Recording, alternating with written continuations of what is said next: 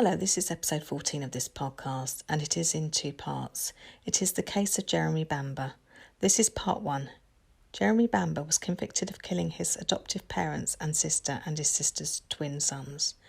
This part will deal with the family background and the lead up to the murders of the family at White House Farm in Essex.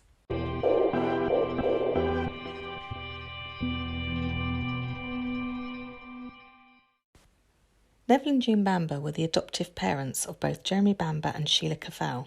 Sheila Caffel was the mother of twin boys Nicholas and Daniel Caffel. They were only 6 years old at the time of the murders. The murders took place at the family home, which was also a farm. The name of the property was White House Farm. The property was located in Essex, England. Neville and June Bamber had been unable to have children of their own, so they would adopt a girl and later on a boy. First of all, they adopted Sheila, and a few years later, they adopted a boy who they called Jeremy. June Bamber was known to be very religious and would often try to force her beliefs onto others, which sometimes would cause tension. Neville Bamber had previously been in the RAF before owning and running the lands at White House Farm. He hoped the farm would stay in the family, with Jeremy eventually taking over one day. Jeremy Bamber, once he had left school and further education, went on to work at the farm with his adoptive father Neville. As part of his pay, he enjoyed rent-free accommodation and also a car, as well as a modest monthly salary.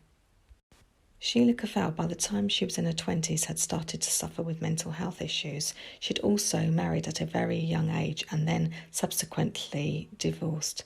At the time of her death, she was mother to 6-year-old twin boys. Sheila Caffel, up until that she had had her children, had had a few modelling jobs over the years. After her divorce, Neville and June would often help her out with her bills, ensuring that she did not go without. It was known by many that eventually Jeremy Bamber would resent working on the farm. The hours were long and he was not paid a huge wage, although he was due to inherit a large part of the farm along with Sheila one day. He also had rent-free accommodation and a share in a caravan park that the family owned. Jeremy considered the work hard, and he was known to lead a fairly active party life. He was still only in his early 20s. There have been many reports that he also took, on occasion, recreational drugs. It was also known by his family and friends that Jeremy enjoyed the good things in life and would spend a lot of money on his nights out. It would certainly seem that both Jeremy and Sheila were given a lot of support and had many advantages in life.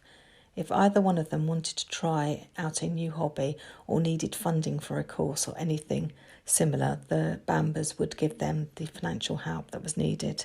The Bambers were known to be well off. In today's money, they were known to own over £1 million worth of property as well as businesses. White House Farm was a large modern farmhouse with plenty of room for the family. June Bamber would run the home and provide